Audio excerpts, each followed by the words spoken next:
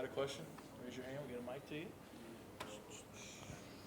Hey, Will, Coach Kelly said there's a lot of guys on this team with battle scars from the previous season openers that you've played. What have you learned from those, and what do you take moving forward into this one? Oh, yeah, definitely. I mean, there's a lot of guys on this team, but not only the team, the coaching staff, that we haven't done what we've needed to do the first week of the season, not just since I've been here, but even years previous. And, you know, it's not a good way to start the season off. It kind of, you know, sets the tone the wrong way. And we know that we got to come out, start fast, and we can't take, you know, in the previous years, like we have weeks to build up to our potential. We got to come out rolling this year, and we know, everybody in the building knows that. How has Tyree looked this week in preparation for the game and the amount of confidence you guys have if he needs to go? Yeah, I mean, Tyree, not only Tyree, but Paul Mabanga has been a guy who's made significant strides. Both of them, you know, have looked great throughout camp and only progressed, you know, and they both are, you know, ready to play it, you know, whenever we need them, and I'm excited for them. Going to Vegas as a college kid, like, how do you set that aside and focus on the game? That's not what we're there for. We're there to play football. I'm not into all the other stuff. I'm only going to Vegas to play football. That's the only time I'm going to go to Vegas is to play football. Have you guys talked about that? Yeah, I mean, everybody knows that, you know, we're going there for one reason only. We aren't going to Caesar's Palace. We're going to whatever the name of the stadium is to play USC. Just give me your thoughts on leading this one, you know, off with USC and the challenge that they present. Kind of like you said, hasn't been great to start things off. Like, where's the mindset of this team going into this one? Yeah, I mean, USC is a good football team, and, you know, it's somebody who we're not very familiar with. You know, new defensive coordinator. You know, they got a bunch of new playmakers, and like I said, they're a good football team, and we know that we got to come out, execute, and, you know, play our style of football, and, you know, we think if we do that, we're going to be fine. Are you anxious to see what this offense is going to look like against somebody else? I mean, I know what this offense is. I mean, I know the type of playmakers we have and the guys that we have, not only on this offense, but this team. I'm just excited to go hit somebody different than my own teammates. Coach Kelly more than once has said the sum of the parts will be better than some individual pieces, and I guess he means maybe there may not be a Heisman Trophy winner or something like that, but you feel like the offense can be just as potent as it was last year? Yeah, I mean, you know, like Coach Saban said it on TV the other day, you can shake a tree and find players in this state. I mean, we're going to reload. I mean, as much as we love Malik, Brian, Jaden, they're not here. And we can't make an excuse for ourselves because they're not here. Oh, well, we lost because we don't have them. No, we have Kyron Lacey, C.J. Daniels, Xavier, Nutt, like all the guys down the list, Chris. And we have to go and play our football, and all of those guys can take a game over. And we just got to go do that. So have you set any personal goals for this season? If so, what are they? Win a national championship. That's it.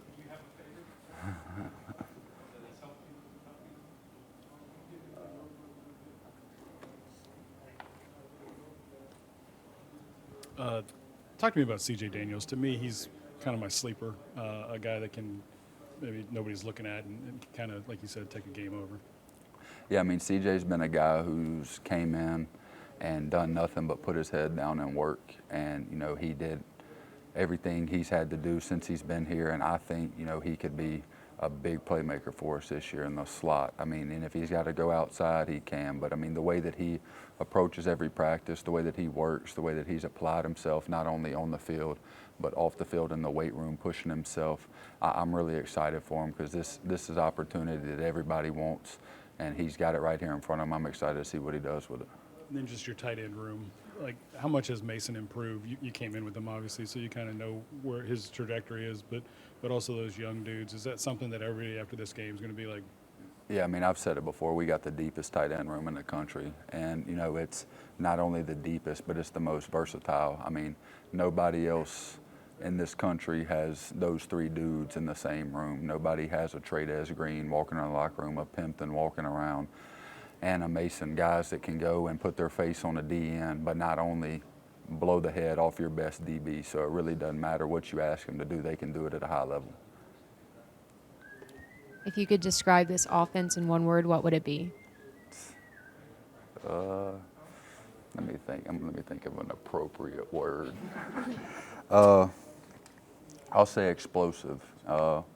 You know, there's a lot of explosive playmakers, not only on the outside, but the inside in our running back room.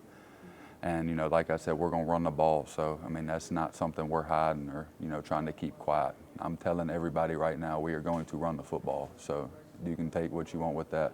And, you know, Caleb, Josh, Caden, all these guys, you know, they're all big, powerful, fast guys. And, you know, I'm just excited for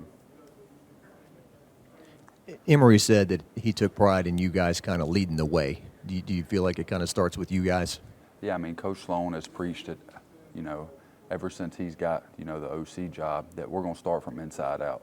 We know that we make this offense go. We know that we set the tone with the physicality, with the juice, because whenever we do it and they see us dogging people, trashing them in the turf, you know, they know that the tone is set, and that just gets everybody hyped up, and we know that we have to come with that every week.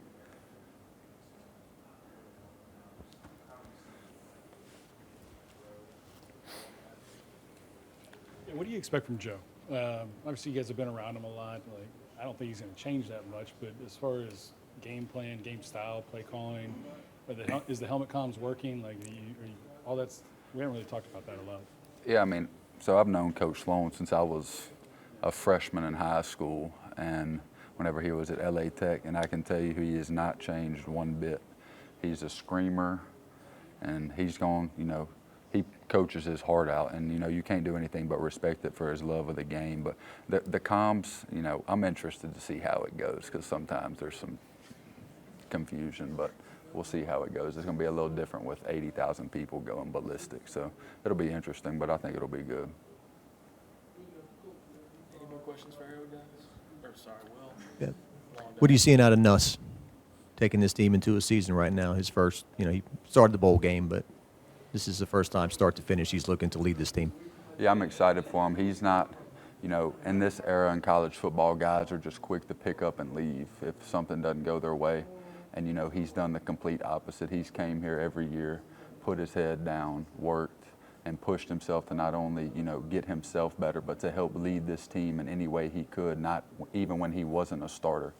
And, you know, he's waited his turn. I think he's one of the most explosive playmakers in the country, and I think that he's going to show that. And I'm excited for him, not only as a football player, but as a leader, because, you know, he takes pride in, you know, commanding our offense. And like I said, I'm just super excited for him. He deserves everything that's about to come his way.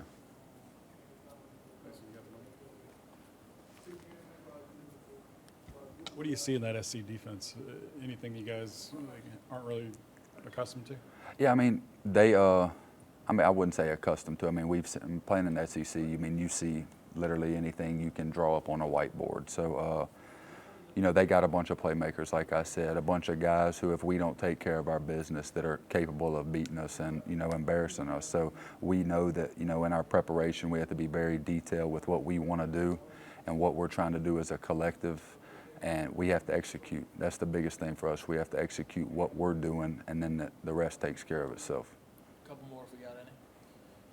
Do you like where this is at, kind of with this team? People not really knowing what to expect out of it, you know, and can they keep it up, kind of thing. Do you I like that? like the underdog. I'm gonna take him every time. Nobody's expecting what they're about to see on Sunday night. And, you know, we're excited for it. Everybody in this room knows, everybody in this building knows what we have in here.